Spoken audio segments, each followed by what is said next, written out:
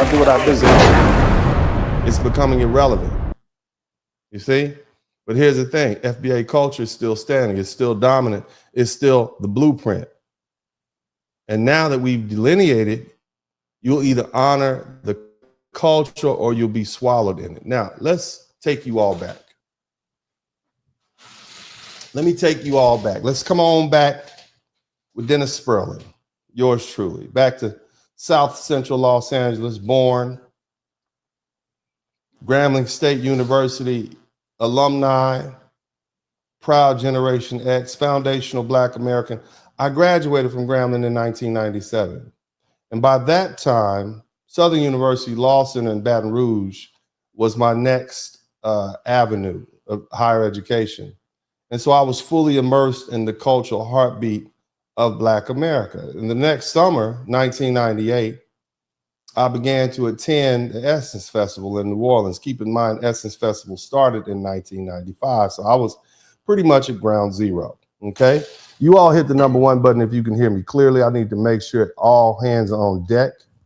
All hands need to be on deck. And let me say this, I appreciate all the super chats. And if you learn something, which you will tonight, then I should earn something. The other thing I want to point out there is if you've been involved in a car accident, you make sure you give me a call today. You understand? We got people in my office right now. If you've been in a wreck, I will get you a check. All right? Because this YouTube is not paying what it should. You understand me? But I'm okay with that because you all will help me buttress my income. So instead of being out here trying to get super chats, y'all can let me just do what I've been trained to do.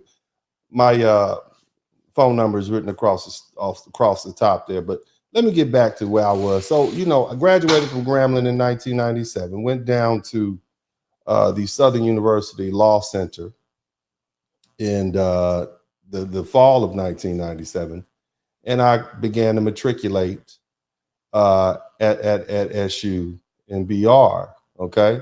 So that following summer, I started attending Essence Festival. It was relatively new at that time. And it was like stepping into a living, breathing celebration of everything I was.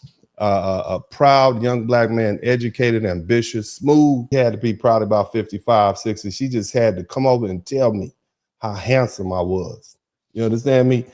She came over right to the chair. My youngest son was with me. She came right over and she said, I just had to come in here and tell you just how handsome you were.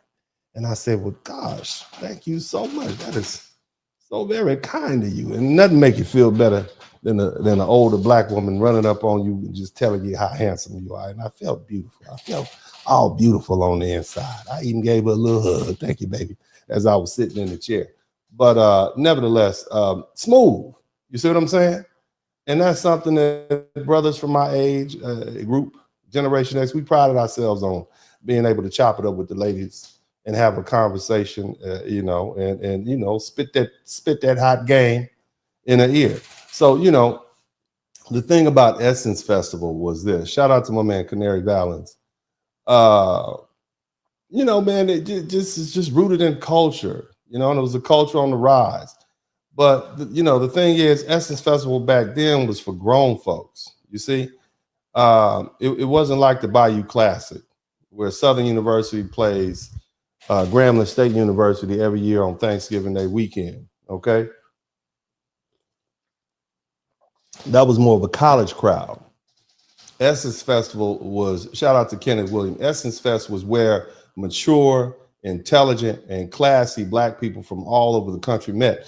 It was a place where a brother like me, 24 years old at the time, fresh off the burning sand, suited up in law school on that grind, I could rub shoulders with professionals, elders, entrepreneurs, all while vibing to the best that Black music had to offer. And the women, man, look, let me tell you something.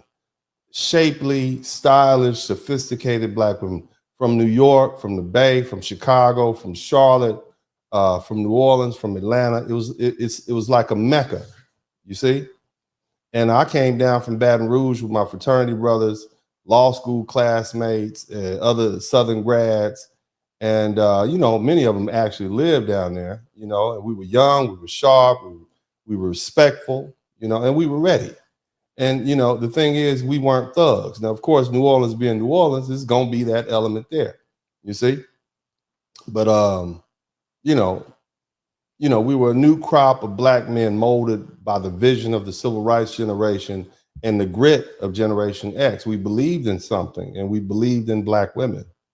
And I remember standing in the Superdome listening to Frankie Beverly and Maze close out the night.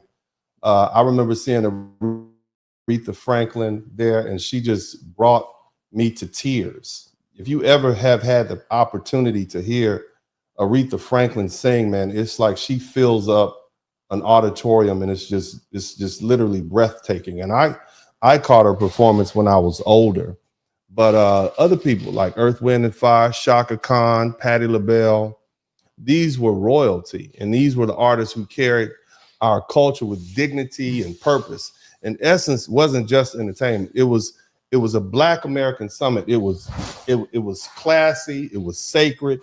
And the city of New Orleans, that is the cultural crossroads of Black America.